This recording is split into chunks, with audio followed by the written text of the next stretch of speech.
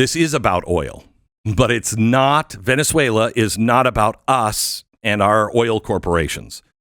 What this is about is China and starving China of energy.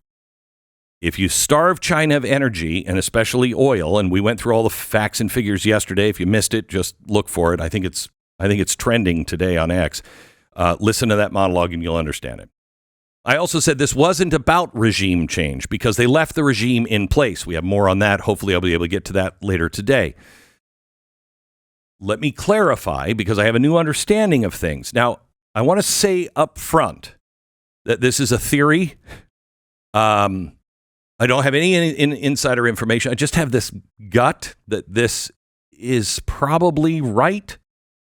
And I may be giving the Trump administration too much credit for this. I will tell you, I don't know who his advisors are. I mean, I know who's around him, but this is some of the most brilliant stuff. If I'm right on this, this is some of the most brilliant things I've ever seen. Because as I said yesterday, you know the old phrase, kill two birds with one stone. He's killed, I said yesterday, like 40 birds. I think we're up to about 1,000 birds that I can find with one stone, Venezuela. He is knocking all of these birds out. And it is putting us into a position of A, regime change, and B, the great arsenal of democracy. Let me explain. Start with regime change. He's not changing a regime. He's changing the global regime. Who runs the global regime? There's two things. One, China. China, Russia, Iran, they're running what I would call the Axis powers, okay? You have to start thinking, as I told you last year, we're in World War III, you just don't know it yet. We're in a Cold War. Hope to God it never becomes a hot war. But what Donald Trump is building is this arsenal so it doesn't go into a hot war. FDR waited too long. At the pace that Donald Trump is running, it may not be too late. But what is the regime? One, China. There are only three choices of where this all ends, okay? Because everybody's economy is falling apart. The whole system is falling apart. It doesn't work anymore. Okay. One, China, Russia, Iran. Two, the WEF. The WEF is the Great Reset. That is a global government run by oligarchs and businesses and banks. The ones that are doing it, WEF, read my book, The Great Reset, and all of the oligarchs and the banking system, who's the big foe of the United States right now in Europe. It's certainly not, France. It's Christine Lagarde, the central banker of Europe, the European Central Bank. She's the one that is coordinating all of the currencies, everything that's going on to bring them into this fascistic WEF world. Okay. So those are your two choices. Donald Trump has come up with another choice, and that is America First, which is bucking the entire system. It's saying we're not going to go with the WEF. We're not going to be run by corporations and a bunch of faceless people and all these oligarchs. No. And we're not going to be run by the Chinese. And we're not going to go that road. We believe in America and the American system.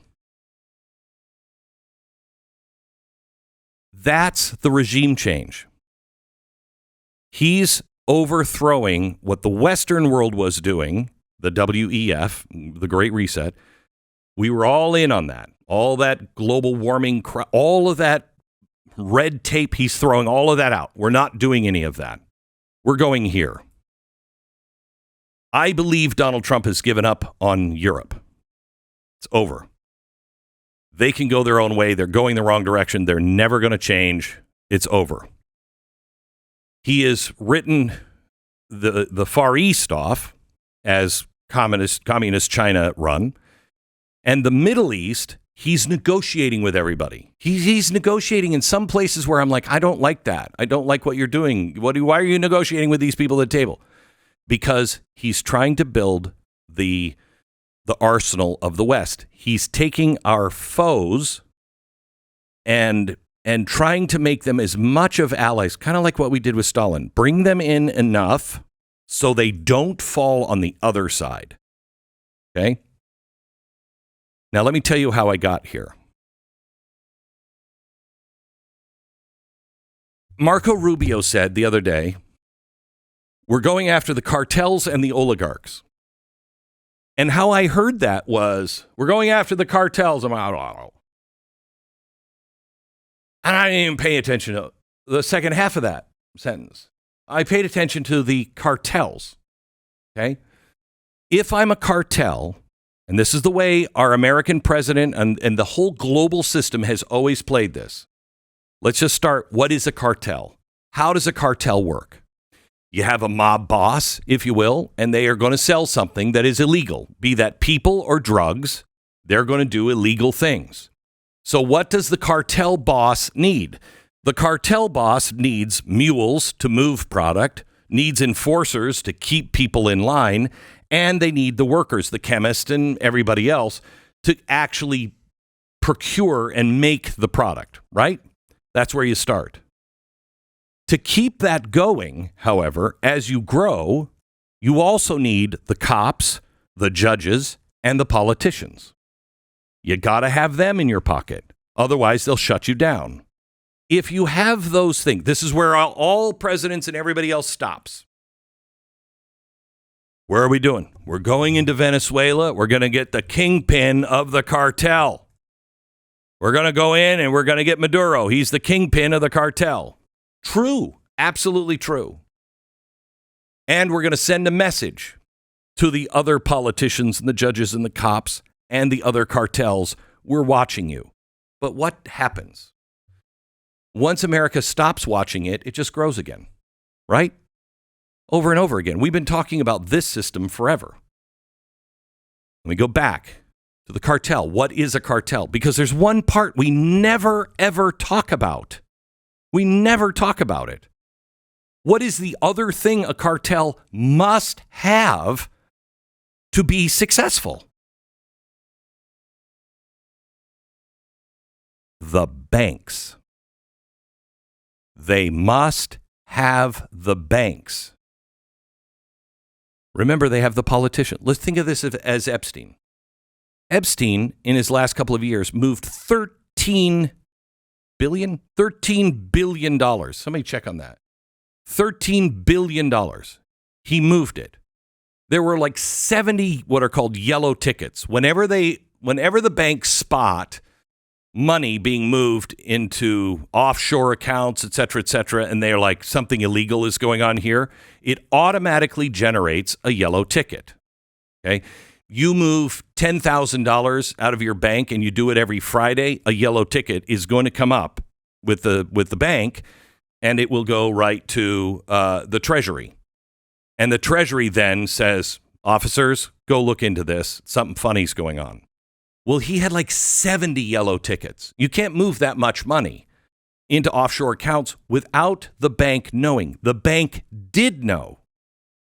The Treasury knew. But for some reason, neither the bank nor the Treasury did anything about those yellow tickets. So is the problem just Epstein? Is the problem, if Epstein were in jail today, he's dead, but let's say he's in jail today and what's-her-face is in jail today, did we get the bad guys? No. We got some of the bad guys, but we didn't get the bad guys that made it all possible. We didn't go after the bank. We didn't go after the Treasury. What the hell happened here? Nobody wants to look into that. Let me tie this back now to the cartels and to we're going after the cartels and the oligarchs. Maybe I'm giving them too much credit, but I hope this is true. I know this is really a lot of meat to throw on the table. We'll be going through it over the next few days, but I'm telling you, I think this is right. Now, we get into dicey territory here where this is total conjecture when I look at oligarchs. And this is the part I hope is true. So who are the oligarchs? Who are the people that actually run the world? the billionaires.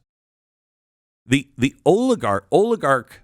oligarchy is a system run by the few. Who are the few? The powerful. How do you become powerful? Money. Lots and lots of money. Oligarchs, we always look at Russian oligarchs. They're billionaires, right? Well, the billionaires, they have to have the banks. And many times those billionaires are in league with the banks. And when you look at the WEF, all of those giant corporations, they're being told what to do by the banks. That's the whole Great Reset. The bank will tell you what to do. Okay, so you have the banks. And when I talk bank, I'm talking about the international banks. I'm talking about the central banks. I told you, biggest foe of Trump and freedom is the central bank of Europe. One of the biggest foes for our economy, according to Donald Trump, is the Fed. And the Fed controls everything. They're the banking system. They're the ones that keep getting the bailouts. They're the ones that are moving all of the money for the Somalians. Nobody in the bank wanted to question how millions of dollars were leaving the banks in Minnesota to be transferred over to Somalia. There was no yellow ticket, nothing, really? Because if I were sending millions of dollars over to Somalia, I would imagine my bank would call and go, hey, can I ask you what's going on with you in Somalia? There's nothing? Nothing. Wow, that's really hard to believe. And if that is what happened, their banks had no idea. Well, then we have to really think about our banks. Okay. The Fed is Donald Trump's one of his biggest foes, at least on the economy. Where most likely is the money for the cartels? The cartels' money most likely is in the Cayman Islands. Okay, offshore accounts in the Cayman Islands is all secret. But who set that up? That's the London banking system. Who was the head? This is where my head goes, and I'm sorry, this could all just be crazy dots put together. But who used to be the head of the Central Bank of London? Who ran that? I'll give you a hint. He's now the Premier of Canada. He's the Prime Minister of Canada, Mark Carney. He was never a politician. He was the head of the Central Bank of London. And then he moves over to Canada and he becomes the Prime Minister of Canada? Hey, I'm not sure if that has anything to do with anything, but I was brought to Carney because something else was said in the last couple of days by Trump and by Marco Rubio. We're going after these drug cartels and all of these evildoers, if you will, in South America. And let's not forget about Canada, because Canada plays a big role in all of this. Okay, who's he talking to in Canada? He also said, this is Trump, Canada, Panama, and Greenland should be protectorates of the United States. I heard that, and I went, that's Trump being Trump. And then I thought, no, wait a minute. That's not Trump being Trump. Because if you think about global regime change, I'm going to tie all of this together, and I'll show you what I think is actually happening and why it is so important and how it will impact your life for years to come. Thank you for thinking for yourself and being part of a movement, because that's really what all of this is. If you want the full story, you want to go deeper, go to blazetv.com/Glenn. Go there right now, sign up, no interruptions, just the truth, uncensored and unfiltered. Don't just watch, take a stand. And I'll see you over there in a minute.